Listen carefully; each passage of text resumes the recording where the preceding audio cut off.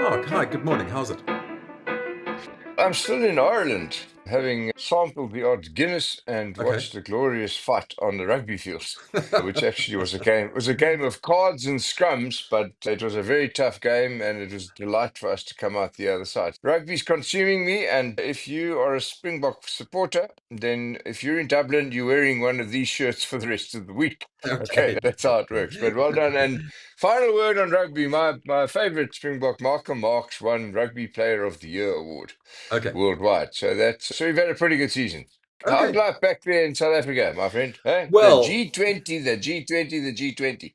Yeah, yes. No, it's we've been completely overwhelmed by G20ness. There's yeah, G20 here, there's G20 there, there's G20 everywhere. And Mark, everywhere. I'd like you to tell you something that Tell, that I have done something that I absolutely guarantee you nobody else in the yeah, world has done or will do I can't ever. wait. Go, Tim. Go. You go, man. Go out there, Tim. Your mother would be proud. What did you do now? I read the summit proposal, the G20 final, The thing, yeah, the the thing thing, that the the document. thing Yeah, that we're yeah, there for. yeah, Yeah. yeah, yeah, What do yeah. you call it? And Yes, I we'll know, find the word by the end of this podcast, yeah. people. The thing. Yeah, yeah. And And what was it? What did it's. it say in essence? Can I first brag a bit? Sorry, Yeah, just to yeah. delay the your anticipation for Right. Yes. the. I know. So go. Yeah. It is 30 pages long. Just for 30. Okay. Yes, yes, Yeah. yeah, yeah, Okay. yeah. Okay. You asked me, what do I think about that? And Mm. I must say, I think I wasted my time. Oh dear. Much ado about nothing. Another Shakespearean masterpiece with Yes, yes, yes. nothing more than entertainment. Well, No, no, when you find, it strikes when, me as like it's a very South yeah. African thing. It's a sort of, Yeah. there's so much compromise that there's no substance. You know Mm, what I mean? There's mm. so much, a little bit of this, a little bit of that, and a little bit of the other thing, and we put some pepper on and some salt on, and then what we come out with is really quite flat. One recognizes obviously that getting so many people to agree on anything in this context is fantastically difficult, and it is an achievement, I would say, that they got 19, whatever it is, of the G20 participants to sign it. But I have to say, it's not very consequential. Sad, but that's the truth. Well, that's almost the result of any broad enough committee, isn't it? Okay. Is you're going to get to the lowest common denominator. I don't want to say that is almost the result of a democracy either, but let's not Okay. go there. Yes, yes, yes. Let's not push that statistic too far. Yeah, I can imagine it was a compromise, and I've also found generally that the more words you need to say something, the less certain you are about it. Yeah. No. Okay. And so I've generally read the pronouncements of the wise, and they've been capable of distilling essence to almost a phrase. Yes. And then that's useful. Whereas reading 30 pages and carrying that around as a guide to the next 4 years is a bit silly.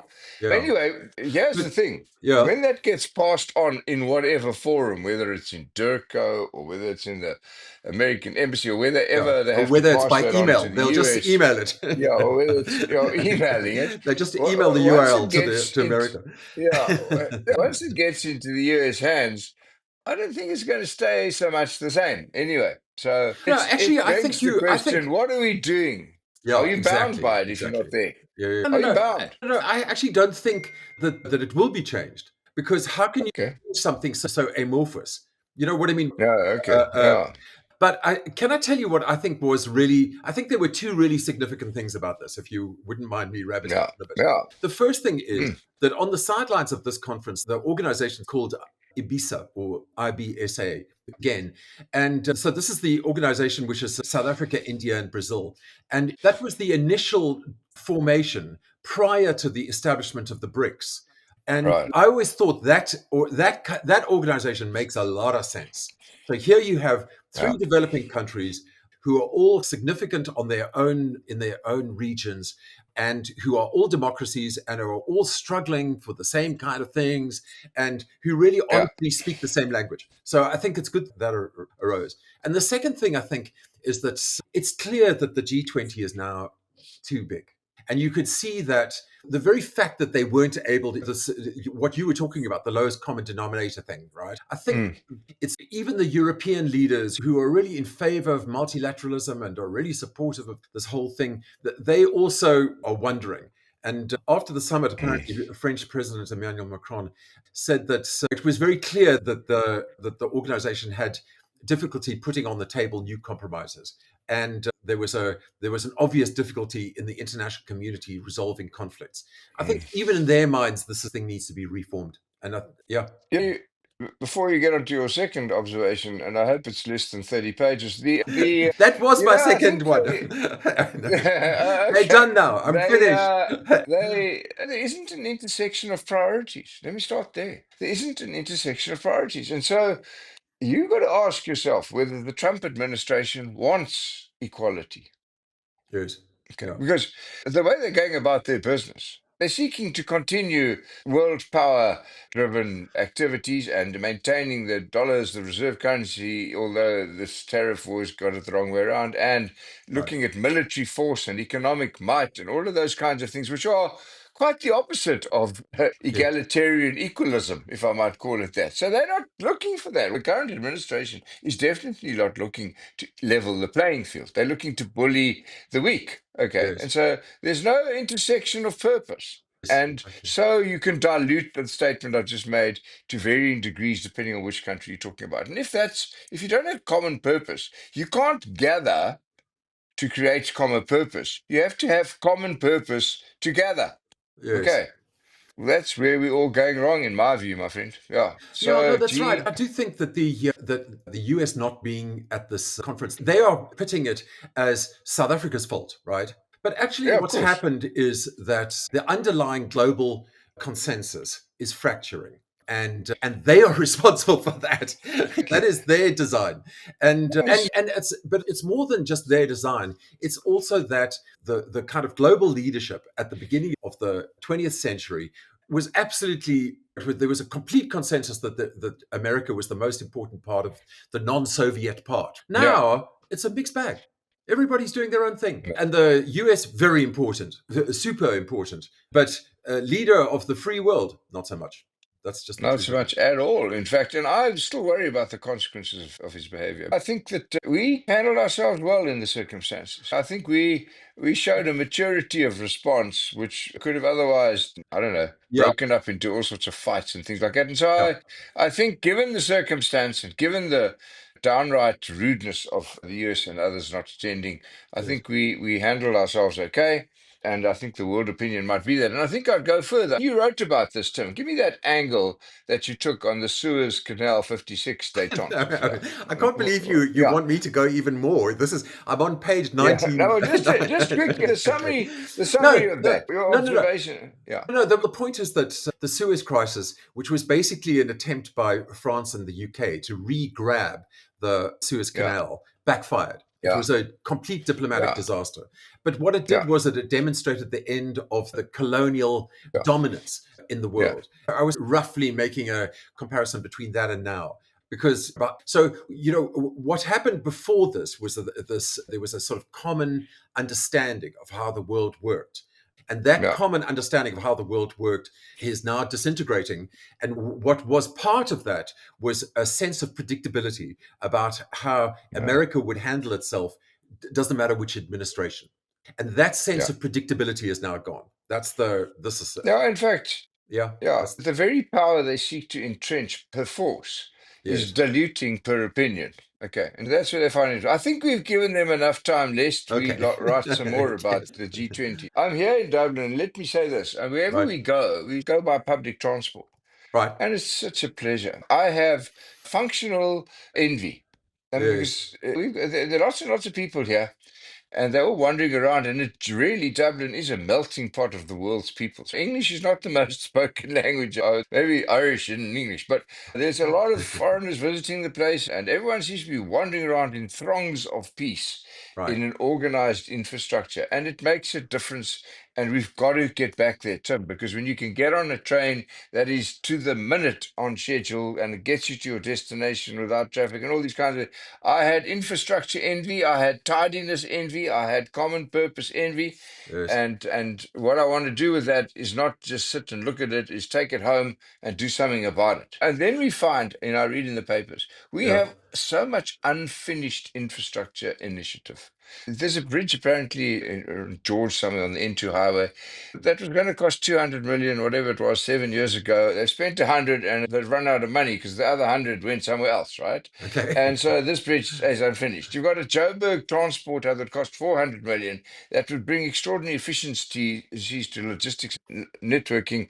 which remains idle because it's incomplete or there's some fight about things. And so it's not that we didn't have things to do or that we couldn't get money to do things, it's that we don't do them because we don't have the expertise and will at the center. And we do have people taking money out of the system, not investing it. I'm going to stop there, but I want to tell you, guys, when you're in a world city that works, it makes a huge difference to everyone's peace of mind and compatibility. It's a strong underlying current of okayness, and the opposite is true where we live right now. No, no, Anyway, it was I'm amazing. I coming mean, home soon. I can't wait to get home.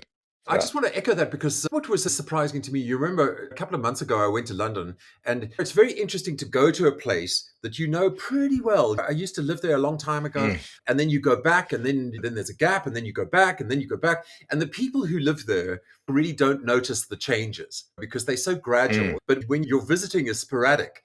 And one of the mm. things that I noticed two things. One was that getting around on your phone was just it was multi public transport esque. In other words, it would say Oh, to you, if you wanted to get to this, it would say, the quickest way is to take the bus to there and then to get on the underground to there yeah, and then to walk from there. And then through that yeah, whole process, your phone would guide you step by step. It yeah, was just impossible that you would go wrong.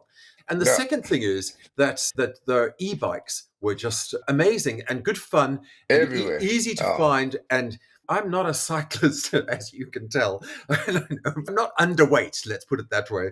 yeah, But I got yeah, onto these electric bikes with real pleasure, and it was such a delight to zoom around London on a battery powered bike.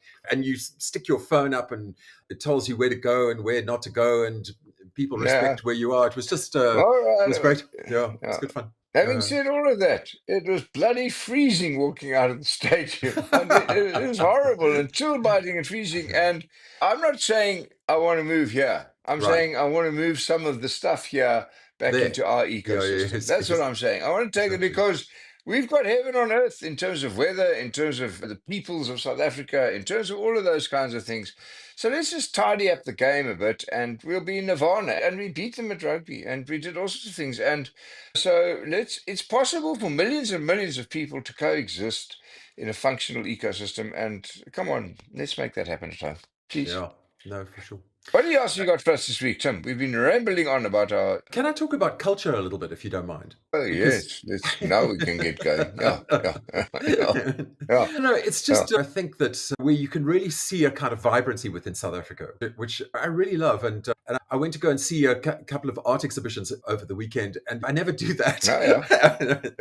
And it's so In interesting your because hometown, Tim, in your hometown, they had art exhibitions. no, There you I was in Cape Town. But okay. you can really trace a country's history through its art. And art is so interesting because it's made by these people who have a free hand, and it's completely open. To And express. yeah, Yeah. to express. So they're not tied in with the kind of incentive system. They have their own incentive system, obviously, but they're not tied into the incentive system that people who have jobs and who are working on this and working on there's an element of freedom and chaos involved in artwork. And yet, even despite that, you can trace the moments. You can see Mm. part of the sort of background and context, and some of the kind of imaginative prowess. It was just a thrill to go and see some. I'm a sort of a relative beginner, but I'm a enthusiastic collector of art and sculpture and things like that. And because when I go home, they all greet me. I walk into my house and I find these beautiful bits of art and work and stuff, and they enthusiastically greet me and they don't judge me and they never talk back. So they're some of the best companions. And when I go and sit in the garden in a little garden in my apartment and I go and ponder the universe, I have these works of art which are extraordinary company. And they're not all of them stay unvaluable or invaluable. The Yes. biggest price was recently paid for whatever is now, I've forgotten the name of the artist now, but it was like 436 million or dollars or something for an artwork. So it's also, funny enough, if you've got a good advisor, which I do in the form of Mark Reed, you tend to buy things that are also valuable that you like. You must never try and do it the other way around. You must Right. never buy something art for money. You must buy art for love and get a little bit of advice on which things are worth more than other things, and then you'll have a happy investment journey on art. So No, yeah, no, it is interesting. This is international, completely international. Two pieces of art over this past weekend sold for staggering mm, amounts of money. So as you pointed out, the one that I think you're probably talking about is the Gustav Klimt, yeah, the late whatever it was. Yeah, and then very soon after that, Frida Kahlo was sold no, over the yeah, weekend too, and the great and movie, records great are just book. falling. It's the people are sensing the investment potential, but there's a lot of art. And not all of it is going to make an enormous amount of money. And although No. these numbers are eye popping, I don't think that's really the heart of it. The heart of it That's not is, what drives it, but it's yeah, comforting as a backstop. I'm yeah. getting out a pencil and drawing things a bit lately, just for my own self-indulgence. But it's great, and so it is cross-cultural. It is. Oh, it's magnificent. And the markets, Tim, are you still the gold bull that you were when we started? Are you, Tim? Are you? I have to say, Hey? my confidence is a little bit shaken because there are two markets right at the moment, right? Or Yeah. maybe three, Mm. you could say. There is AI and everything associated with AI. There are, and oddly enough, the second part of it, which is extravagant commodity prices, are somewhat part of that. And then Mm. there is the global uncertainty market, basically, I think. Yeah, And in a sense, yeah. that kind of links the uncertainty market links with the gold price Yeah, and and the links art with what we price were and talking all of about these things. and Yeah. the art price. Yeah, Yeah, exactly. Yeah. so there's a lot of cash Yes. lying in waiting, okay, Yes. not prepared to get over the uncertainty barrier that seems to prevail globally and here and everywhere else. Although Yeah. I saw there was I think it was Transnet that recently raised capital, which was like 8 times subscribed or something. I That's mean, right. Yeah. we seem to have got the risk return yield sorted out there a bit, which is fabulous. So we can raise capital. Yeah. So if you can come up with fresh ideas, I'm still not an admirer or a user of AI and ChatGPT, but it is increasingly a necessary part of your delivery process. So if you want to take shorter time spans to a conclusion, then increasingly those foundations, if not the originality, are Yeah. being built by AI and ChatGPT. And so at Yeah. some point, I'm going to have to ask them what's going on because I steadily avoided them so that I don't get lazy in my thinking. But yeah, all of that stuff is making present values are becoming shorter and shorter in their calculation and in their change. Yeah. So the good old present value that was yesterday is no longer the present value of today because some exogenous variable has changed. So I think it's difficult out there, and a lot Right. of people are resorting to cash, but that cash doesn't sleep. Yes. It finds a new place to go, and some of it has gone into art. I've got to go and catch a plane. Yeah. Okay. Okay. And you're going to go out there with your Springbok shirt, which is very brave. I think that's I'm wearing it. You've got to wear your spring coat as long as you can in Ireland because it causes a sense of grumpiness around you, yeah. which is heartwarming. And on Okay. that positive note, may I wish you all a great week ahead. Likewise. Cheers, everybody. Cheers, everyone. Got to Ciao. go. Bye. Bye now.